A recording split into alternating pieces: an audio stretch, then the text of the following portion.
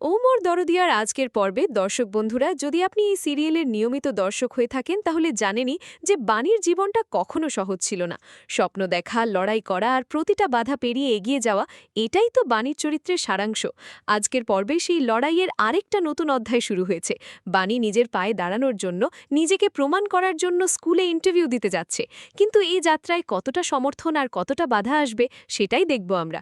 ভিডিওটা শেষ পর্যন্ত দেখুন, কারণ প্রতিটা দৃশ্যে এমন টুইস্ট আছে যা আপনাকে চেয়ারের কিনারায় বসিয়ে রাখবে।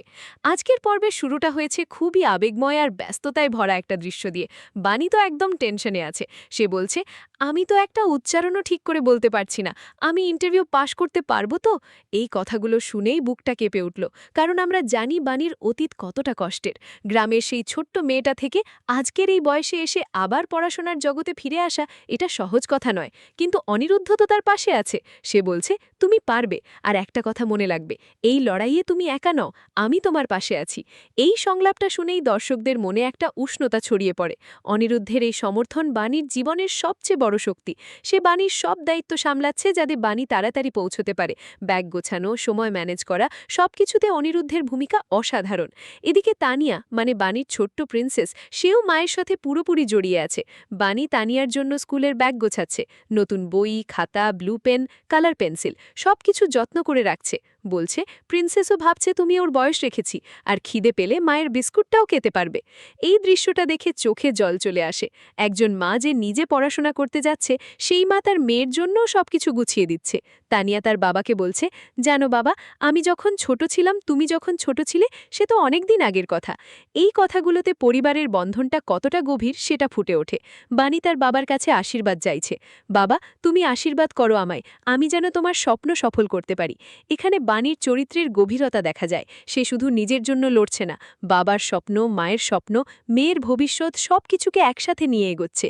কিন্তু পর্বটা এখানেই থেমে থাকে না। হঠাৎ করে পরিবারের অন্য সদস্যরা এসে পড়ে। বিদ্যুৎ তো একটা মজার অথচ গুরুত্বপূর্ণ দৃশ্যে আসে। সে গান গাইছে, কিন্তু সেটা বেসুরো। সবাই হাসছে, কিন্তু পেছনে লুকিয়ে আছে তার আসল পরিকল্পনা।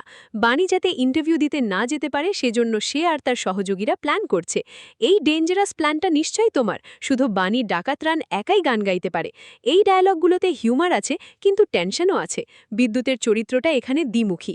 একদিকে সে অতীতে মামনিকে বাঁচাতে গিয়ে হাত পা ঝরিয়ে ফেলেছে, অন্যদিকে বাণীর সাফল্যে ঈর্ষা করছে। মামনি বলছে, তুই তো আমাকে মামনি বলিস সারাক্ষণ, তাহলে শুনে রাখ, আজকে তোর মামনিকে আর তোর মেয়েকে বাঁচাতে গিয়ে বিদ্যুতের এই অবস্থা হয়েছে। এই কথায় বিদ্যুতের ত্যাগের কথা উঠে আসে, কিন্তু সেই ত্যাগও বাণীর বিরুদ্ধে ব্যবহার করা হচ্ছে। এবার আসি মূল টেনশনের জায়গায়। নয়নতারা, মানে ঠাম্মি আর মৌলি তো একদম বাণীর বিরুদ্ধে। তারা বলছে, গরিব বাড়ির মেয়ের এত লেখাপড়া কিসের? লেখাপড়া করতে হবে না, আজ থেকে তুই রান্নাবান্নার কাজে মন দে। নয়নতারার এই কথাগুলো শুনলে রাগ হয়। একজন মহিলা যে নিজের জীবনের লড়াই করে এতদূর এসেছে, তাকে এভাবে অপমান করা কতটা অন্যায়। মৌলি তো আরও এক ধাপে গিয়ে সে বলছে, কাক কখনো কোকিল হতে পারে না। এই ধরনের কথায় বাণীর অতীতের ক্ষতগুলোকে খুঁচিয়ে দেওয়া হয়, কিন্তু বাণী থেমে যায় না। সে বলে, আমি অশিক্ষিত বলে ঠিক আছে, আমি পড়াশোনা করব, করে আমি একদিন তালিকা রব। এখানে বাণীর চরিত্রের শক্তি দেখা যায়। সে জানে তার লড়াইটা শুধু নিজের জন্য নয়, সব অশিক্ষিত মেয়েদের জন্য। পর্বে আরও একটা গুরুত্বপূর্ণ দৃশ্য আছে, যেখানে বাণী তার মায়ের কথা মনে করে। জানো, আমার না ওগুলো মায়ের স্কুলের বই, যাই আমি একটা খাতা নিয়ে বক্সে রাখি। এই ফ্ল্যাশব্যাকগুলো পর্বকে আরও আবেগময় করে তোলে। বাণীর মা তাকে পড়াশোনা করতে উৎসাহ দিয়েছিলেন, কিন্তু পরিস্থিতি তাকে বাধা দিয়েছিল। আজ বাণী সেই স্বপ্নকে বাঁচিয়ে রাখতে চায়। তানিয়াকে বলছে, এটা আমার বাবার দেওয়া, এতে বাবার আশীর্বাদ মেশানো আছে, আমি এটাই নিয়ে যাব। ছোট্ট তানিয়ার সাথে এই মুহূর্তগুলো দেখে দর্শকরা অনুভব করে যে পরিবারের এই ছোট্ট ছোট্ট বন্ধনই বাণীকে শক্তি দেয়। অন্যদিকে বিদ্যুতের দল তো সকাল সকালই প্ল্যান করে ফেলেছে, তুই ছাই গাধা, ও সাবধানে স্কুলে যাতে না পৌঁছতে পারে সেই ব্যবস্থা করবি। এই কথায় পরিষ্কার হয়ে যায় যে বাণীর ইন্টারভিউ ভণ্ডুল করার জন্য তারা সব রকম চেষ্টা করবে। মৌলি আর নয়নতারা মিলে বাণীর অ্যাকাউন্ট ফ্রিজ করার কথা বলছে, পকেট মানি বন্ধ করার কথা বলছে। তোমার হাতে অফুরন্ত টাকা গেলে তার ফলাফল কি হয় সেটা আমরা অতীতে দেখেছি। এই সব ডায়ালগে পরিবারের অভ্যন্তরীণ রাজনীতি স্পষ্ট হয়ে ওঠে। অনিরুদ্ধ অবশ্য বাণীকে বলছে, প্রশ্ন কঠিন হলে মাথা চেষ্টা করছে মৌলি, ও তো চেষ্টা করছে পড়াশোনা করার, ও যে চ্যালেঞ্জটা নিয়েছিল সেটা পূরণ করার চেষ্টা করছে। তুমি কি করছো? তোমার দাদাই তোমাকে কি বলেছিল, ভুলে গেছো নাকি? হ্যাঁ, দাদাই বলেছিল একটা সুযোগ দিচ্ছে, তো আমি তোকে আমার অ্যাকাউন্ট ফ্রিজ করে দিয়েছে, আমার সব পেমেন্ট ফেল হয়ে যাচ্ছে। কার এত সাহস যে আমার অ্যাকাউন্ট ফ্রিজ করে? কার? তোমার দাদাইয়ের? দাদাই আমার অ্যাকাউন্ট ফ্রিজ করেছে, কিন্তু কেন? ড্যাড, তুমি তো দাদাইয়ের নয়। এতে আমারও মত আছে, আমারও সম্মতি আছে। তোমার হাতে অফুরন্ত টাকা গেলে তার ফলাফল কি হয় সেটা আমরা অতীতে দেখেছি। তাই তোমার কাছে অ্যাকাউন্টে অ্যাক্সেস থাক সেটা আমরা চাই না, আপাতত একদমই নয়। অভাগা যে রিকে চায় সাগর শুকায় যায়। আবার লটারির টিকিট মিস করলাম, তাহলে আমার চলবে কি করে? তুমি অ্যালাওয়েন্স পাবে, আর সেটার হিসেবে দাদু নেবে। এক্সকিউজ মি, আমি স্কুলে পড়ি না কলেজে যে তোমরা পকেট মানি নেবে আর আমি খুশি হয়ে যাব? দাদাই কোথায়? আমি এক্ষুনি দাদাইয়ের সঙ্গে কথা বলবো। দাদাই, সামলে যাও দিদিভাই। কার সম্বন্ধে কথা বলছো জানো? শিবনাথ রায়, যিনি কাউকে রেয়াত করেন না। আমার ছেলের নকুলকেও তিনি বাড়ি থেকে বের করে দিয়েছিলেন, কিন্তু তোমাকে বের করেননি, তোমাকে সুযোগ দিয়েছে। পারলে সুযোগের সদ্ব্যবহার করো দিদিভাই, নইলে নিজের হাত নিজে কামড়াতে হবে, বুঝেছ? গাধারে বোঝ, যা করছি সেটা তোর ভালোর জন্য করছি। থাক, খুব ভালো হবে, দেখিস, খুব ভালো। আমি বেরোই তাহলে। এক মিনিট, দাঁড়া। এই নে, প্রসাদ তো নে। না বিদ্যুৎ, তুই একবার আমাদের বাণীর জন্য প্রার্থনা করিস কি? হ্যাঁ, ঠাকুরের কাছে। হ্যাঁ মা, নিশ্চয়ই বলবো। তোমাকে আমি আবারও বলছি, বিদ্যুৎকে বিশ্বাস করো না কিন্তু, তাহলে আবার ভুল করো। ন্যায়সালাম, আমি একটু দাঁড়িয়ে যাও। শুভ কাজে যাচ্ছ, বাধা পেলে তো একটু দাঁড়িয়ে গেলে ভালো হয়। আমি জানি তোমার আশীর্বাদ আমার মাথায় সব সময় আছে, তবু মুখ ফুটে বলো না কেন মা? আমার বুঝি শুনতে ইচ্ছে করে না? বান্টি, আমার একটা প্রশ্ন আছে। মৌলি ভাই, তুমি কত টাকা পকেট মানি পাবে বলো তো? আদেও কি এই সম্পত্তি তুমি পাবে নাকি পাবে না? যদিও পেতো, তোমায় বিয়ে করেছে বলে কিছুই পাবে না। মাকে ডাকলেন ম্যাডাম?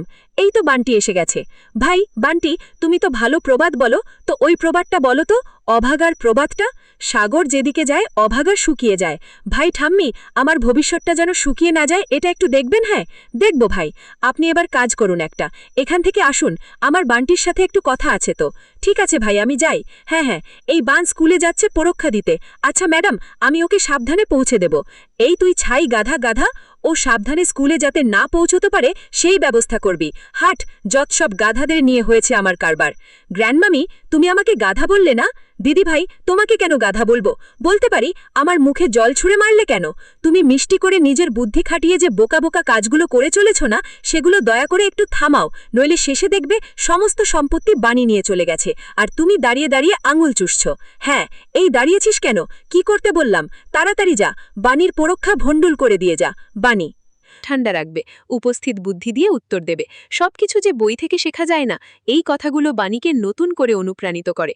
পর্বের শেষের দিকে বাণী প্রসাদ নিয়ে, আশীর্বাদ নিয়ে বেরিয়ে পড়ার জন্য তৈরি হয়, কিন্তু নয়নতারা আর মৌলির চোখে সেই আগুনটা স্পষ্ট। তারা চায় বাণী যেন কখনো সফল না হয়। বিদ্যুৎকে বলা হয়, বাণীর পরীক্ষা ভণ্ডল করে দিয়ে যা। এখানে টেনশনটা চরমে পৌঁছে যায়। দর্শক হিসেবে আমরা ভাবি, বাণী কি পৌঁছতে পারবে, নাকি এই ষড়যন্ত্রে সব শেষ হয়ে যাবে? এখন চরিত্র বিশ্লেষণ করি একটু গভীরভাবে।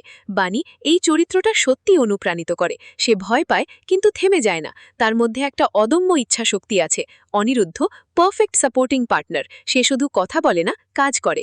তানিয়া ছোট্ট প্রিন্সেস, যার নির্দোষতা পুরো পরিবারকে আলোকিত করে। বিদ্যুৎ জটিল চরিত্র, তার অতীতের ত্যাগ আছে, কিন্তু বর্তমানে সে নেগেটিভ। মৌলি আর নয়নতারা, এরা অ্যান্টাগনিস্টের রোলে দুর্দান্ত। তাদের কথায় বিষ আছে, কিন্তু সেটা পরিবারের অভ্যন্তরীণ কনফ্লিক্ট দেখায়। মামনি, যে বিদ্যুতের ত্যাগের সাক্ষী, সে বাণীকে বোঝানোর চেষ্টা করে, কিন্তু সবসময় সফল হয় না। আজকের পর্ব থেকে আগামী পর্বে কি হতে পারে?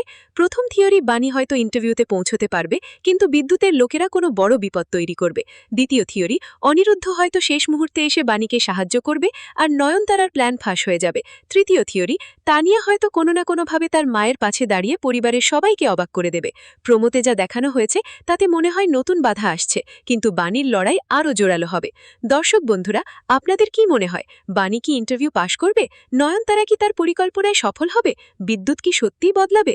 মৌলি আর বাণীর মধ্যে কোন সম্পর্ক তৈরি হবে? কমেন্টে জানান আপনাদের মতামত। এই পর্বটা কেমন লাগলো? বাণীর সাহস দেখে আপনি কতটা অনুপ্রাণিত হয়েছেন? অনিরুদ্ধের সমর্থন কি আপনার মনে দাগ কেটেছে? সব প্রশ্নের উত্তর কমেন্টে লিখুন। আর হ্যাঁ, যদি এই রিভিউ ভালো লেগে থাকে তাহলে লাইক করুন, চ্যানেলটা সাবস্ক্রাইব করুন, আর বেল আইকন প্রেস করুন, যাতে পরের পর্বের রিভিউ সবার আগে আপনার কাছে পৌঁছে যায়। এই ভিডিওটা আপনার বন্ধু-বান্ধব আর পরিবারের সাথে শেয়ার করুন। ও মোর দরদিয়ার ভক্তরা একসাথে থাকুক। আগামী পর্বের রিভিউ নিয়ে আবার হাজির হব। ততক্ষণ ভালো থাকুন, সুস্থ থাকুন, আর বাণীর মতো লড়াই করে যান। ধন্যবাদ।